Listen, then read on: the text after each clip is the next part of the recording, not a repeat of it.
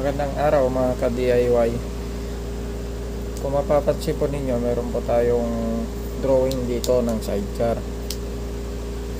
Sasagutin lang po natin yung katanungan ng ibang subscribers na yung mga sukat ng ating sidecar.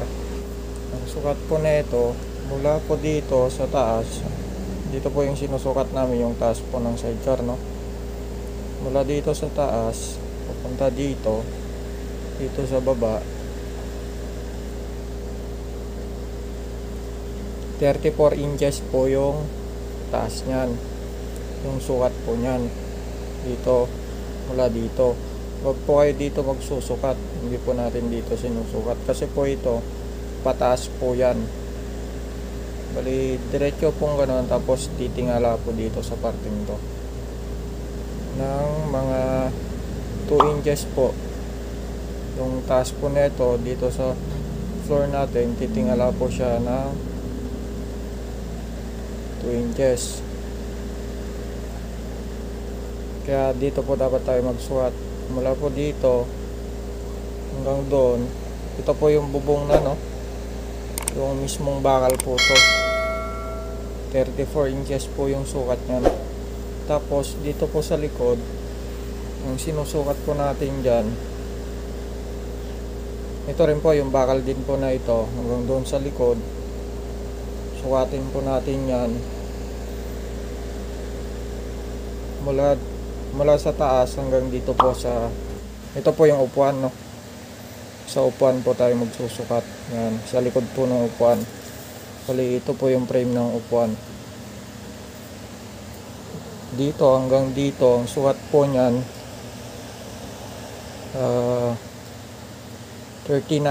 39 inches naman po yan, mula dito hanggang dito 39 inches.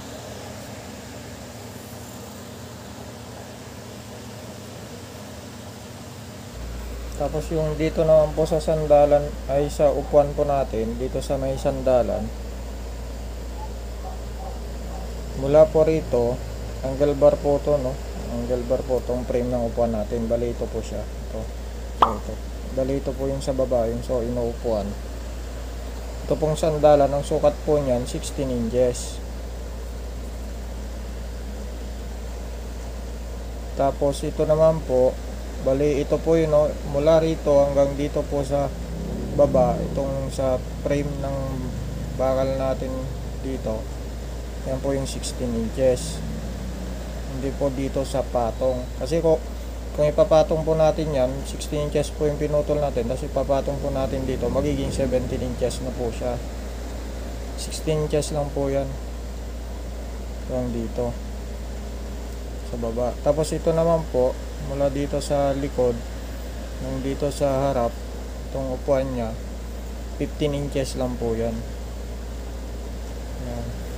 Ito po yung sukat po na ito po, depende po sa inyo kung ano pong gagawin nyo, tubo, tubular, na stainless, pwede rin po, kaya bakal na solid, pwede rin po. Sukat naman po na ito, ang haba po na ito mula dito hanggang dito po 19 inches. Puro inches po yung gamit natin dito, no. Tapos yung dito naman po, ito po yung lagayan ng salamin po, no, yung sa harap, hanggang dito lang po yan,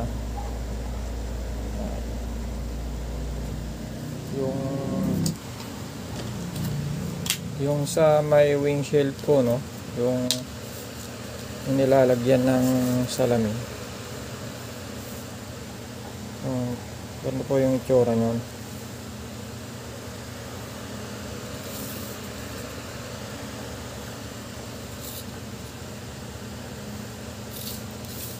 Ang sukat naman po na ito pong sa baba,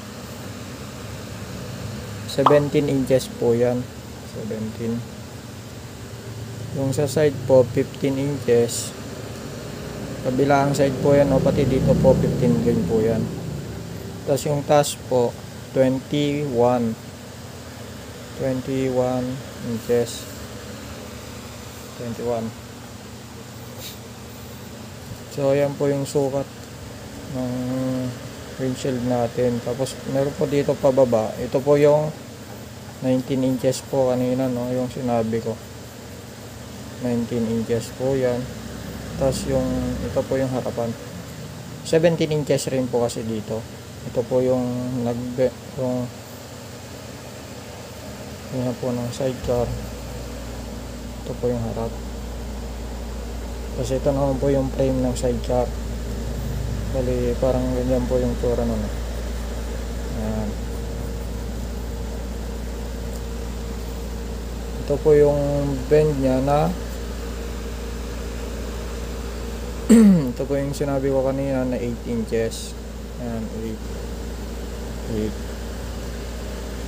Kabilaan po yan. Tapos dito po yung kwan po niya, no, yung layo po niya, yung lapad po ng sidecar natin, yung flooring, 30 inches. Kaya pong bahala kung 30 inches, pero kung 28 inches po yan, kung 28 inches po yan, mas liliit lang po yung bend po nito, kasi po liliit po to, no. Ayan, parang yan siya, iikli siya, ganyan lang yung bend.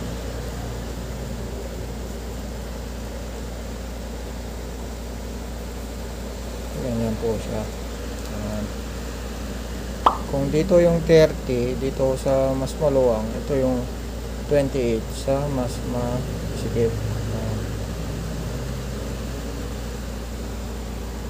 Ganun po yan. Dito po kayo mag-a-adjust sa bend na po niya. Ito po yung dito. Bali 15 po to. Yung haba po na ito 15.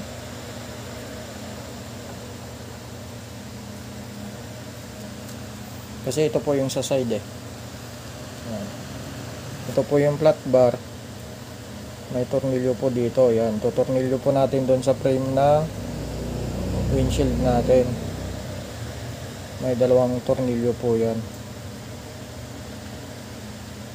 Ang sukat naman po na itong flat bar na to 8 inches. Bali sa gitna po ito po 4 inches po dito yung kakapit sa may frame ng windshield.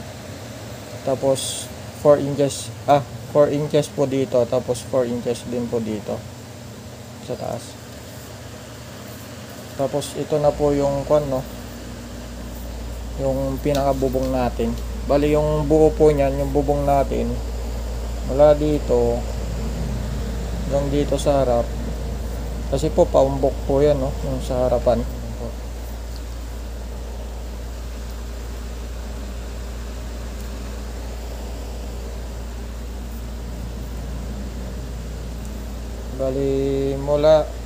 Bali ito na po yun, no, yung umbok po niya dito, ito na po yun. So gano'n na po yan. Wala na po dito, hindi na po yan. Bali yung dinerecho ko lang po yan, no, diretso lang mula dito hanggang doon. Yung sukat po niyan 47 po yung haba niyan, 47 inches. Kayo na rin po bahala kung ano pong kanyo, kung masyadong nakapalikod po to yung nagawa nyo, syempre mabibitin po kayo sa bubong. Kailangan nyo pong mas mahaba para po kahit papano masilungan po dito. Kaya tignan nyo na lang din po yung sukat, no, yung dito po, kasi po ang inuuna pong kinakabit ito pong bubong. Pagkatapos po nung upuan, yung frame po dito, mabuo nyo po to. Ayan. Tapos yung upuan, may kabit na po. Ang una nyo pong ikakabit, ito po, yung sa may bubong. Kaya sinusukat po dito hanggang doon. Yun po yung sukat nya, 39. Nalagyan nyo muna ng brace. Tulad po doon sa video po na ginawa natin sidecar, kung napanood nyo po.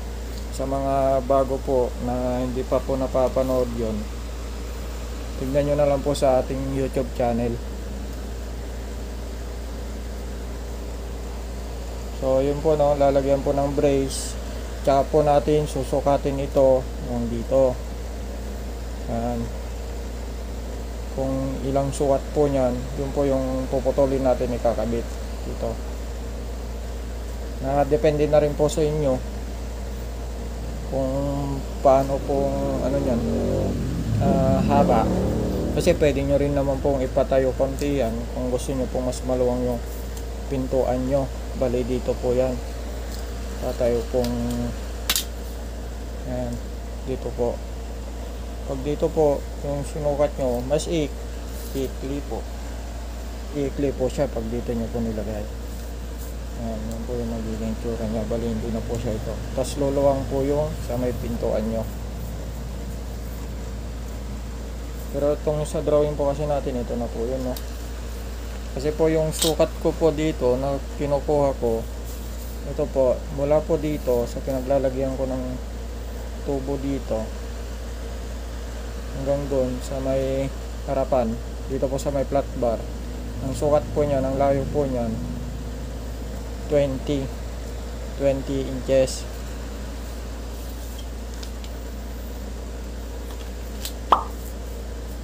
Yan po yun. Tapos yung dito naman po,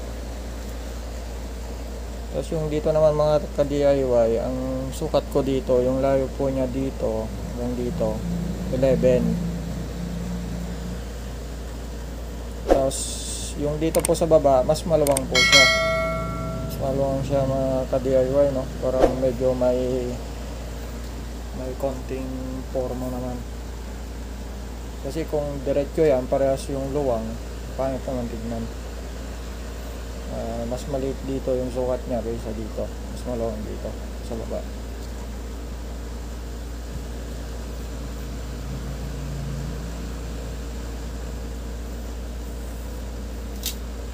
Tapos yun po, no, yung kabuuan na po nito, ito po hanggang dito. Yung kabuuan po nito na sukat 47 inches po, no, yung nasabi ko, hindi ko lang po naisulat. Ayan, 47 yung pong kabuuan po nito yun, 47 hanggang dito.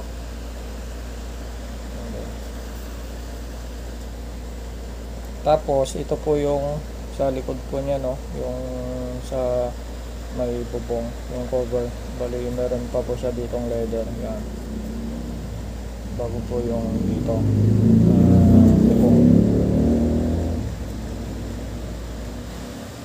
Bali mas mahaba po to, mas atras po siya kaysa dito, no. Yun, bali tatapat, medyo tatapat. Hindi naman po siya tatapat pagka naka-level pa lang po siya. Hindi po siya tatapat dito. Kasi po ang side shore po, pag inalign po natin, nakatingala po ng kaunti dito sa harapan. Pag tiningala po natin yan, medyo habol na po dito. Yan.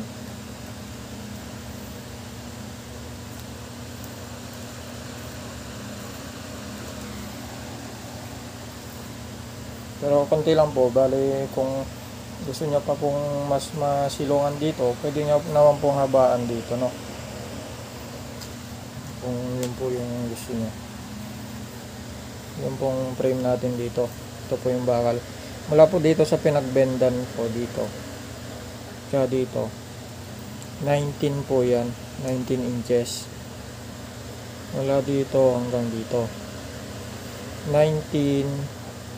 Tapos dito naman po sa baba, ano po yan, 13 dito 19.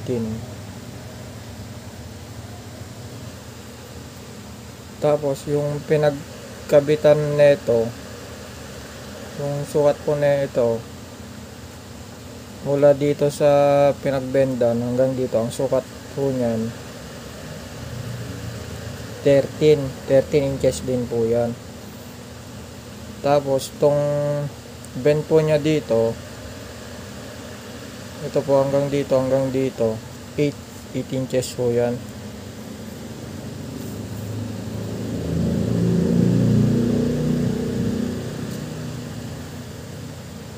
Dito po tayo sa may pinagbendan, no, dito sa bend dito mula rito 22 inches yung haba niyan. Diyan po tayo nag-bend. 22. Tapos dito naman po, mula dito sa bend na to hanggang dito, 5 inches naman po yan. 5. Tapos mula dito hanggang dun na po sa dulo, ang sukat na po niyan 17 inches po. Mula dito sa upuan hanggang dito 7 inches po yan. 7. Kasi po dito po maglalagay pa po tayo nung sa compartment po, no, maglalagay po tayo dito ng bakal. Ayan. Ganun po yan. Ito po yung sa likod po ng upuan, dito po yan yung lagayan na ng gamit. Tsaka maglalagay po tayo dito ng bakal dito po. Nakaumbok lang po siya ng konti. Tapos dito rin po yan, meron din pong bakal dito. Yung tubo po yan, no. Tubo po yan yung nilalagay ko po dito, tubo na stainless. Diretso po yan, nakabend din po dito ng konti. Dito po maglalagay din po tayo dito. Ito pong bakal na to, meron po yung karugtong. Magdudugtong po tayo dyan sa likod. Ganyan. Bali, ito po yung cover, no. May cover siya dito, tapos dito. Bali, ito na yung pitan niya, yung sidecar. Yan, papunta dito. Yan na po yung cover ng likod. Ito po. Tapos yung natitira po dito po tayo susuksok ng stainless po na tubo para matakpan po itong bakal na frame na to. Yan po, susuksok po natin dyan, mas mahaba po. Yan. Kaya po natin may welding dyan. Yung ito po, yung haba po nito, kaya na po balang kung ano pong haba gusto nyo, kung dito, hanggang dito lang po gusto nyo, hanggang dito. Basta yung lalapat po siya dito sa may pinagbendan po nyo. Lalapat po ng maigi po to, yung diretso po. Huwag nyo po yung sosobra dito kasi po nakaangat na po siya dito pagka ganun. Kaya hanggang dito lang po yan. Yung sa kabilang side din po, ganito rin po yung sukat nun sa kabilang side para po pantay. Ito rin po yung sukat nun. Tapos yung sa kabilang side po, no, ano ba? Ganyan.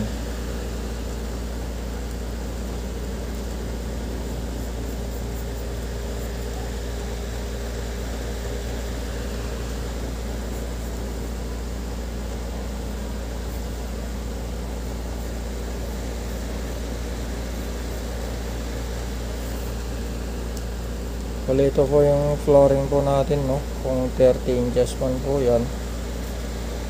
Kaya na pong bahala kung ano pong size yung gagawin nyo. Ito po yung flooring, 30 inches. Basta yung dito po, kung anong sukat po nung baba ng ano natin, yung lagay ng windshield, yun rin po yung makukuha natin yung sukat dapat dito. Yun po yung bend natin dito. Yun po yung i-bend natin. Kung mas maliit po, kung 28 lang po yung size na gagawin natin, liliit po yung bend nya. Bali, dito na po tayo banda. Ayan.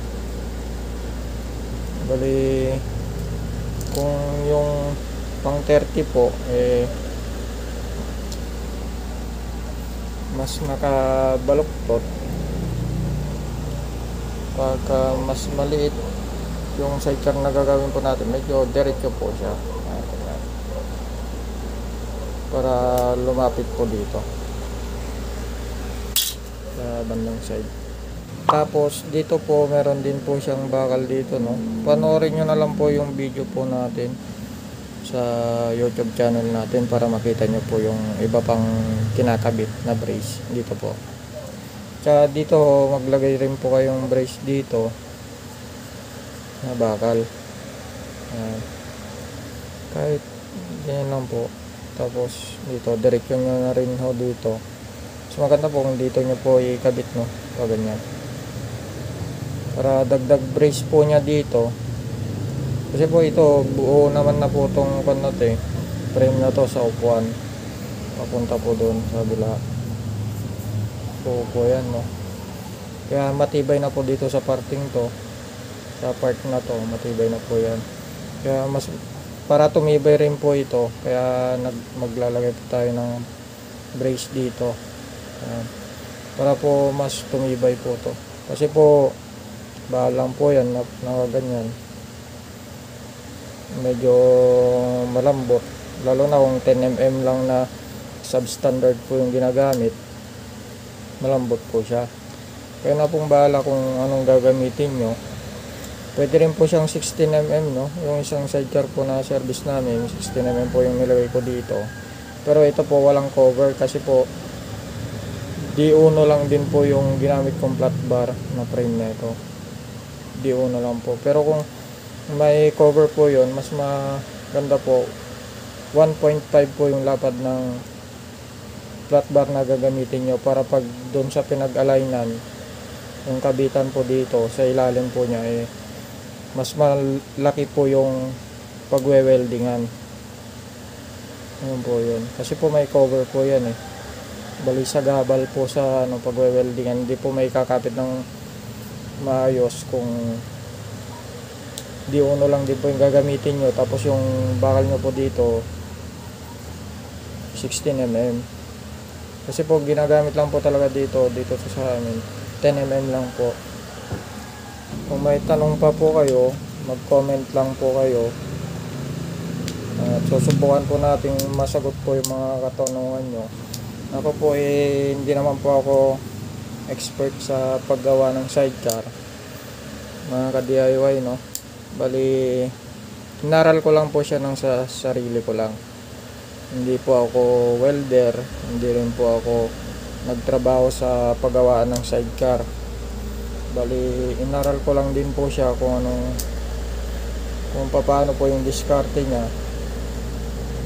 Hanggang sa, yun nga po, kung napanood nyo po yung video natin sa YouTube channel natin, yun po yung nagawa ko na itong last.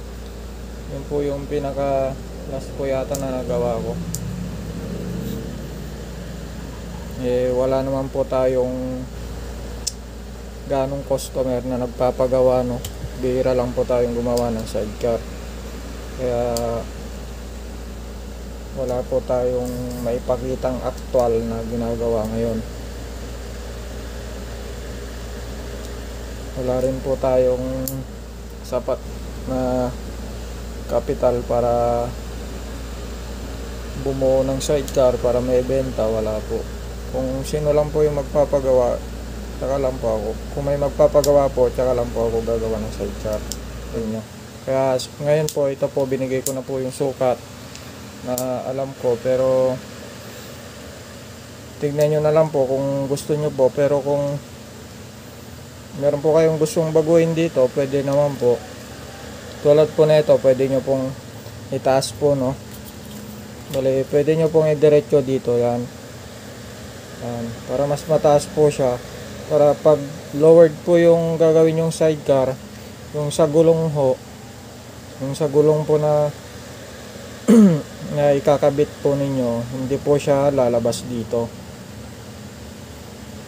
Kasi kung naka-lowered po yan, mababa po to, no, yung ginawa po natin dito sa drawing yung sukat. Pwede nyo naman itaas dito para yung gulong hindi po siya lumalabas dito. Ayan. Hindi po siya umaabot hanggang dito yung side wheel natin, yung side wheel. Sana po lagi nyo pong supportahan yung ating channel. Sa ngayon po kasi matumal lang po tayo mag-upload ng video po, no, dahil nga po sa wala po tayong ganong tanggap na ginagawa pagdating sa pag-welding. Kaya kung mapapansin nyo po yung mga vlog po natin, medyo iba-iba po. Yun lang po yung mga ginagawa kung ano po kasi pwede ko pong may upload para po may laman po yung YouTube channel natin, mga ka-DIY. Kaya pasyensya na po kayo sa mga nag-aabang po ng part 2 po nung bago nating sidecar na ginagawa.